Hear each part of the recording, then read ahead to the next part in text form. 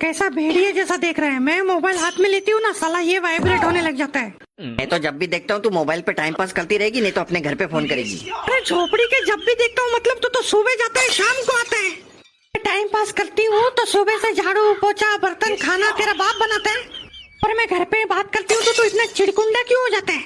अरे औलाद दूर जाती है ना तो माँ बाप को चिंता रहती है और औलाद को भाव भी ज्यादा मिलता है। खाना खाई कि नहीं, सोई कि नहीं बराबर।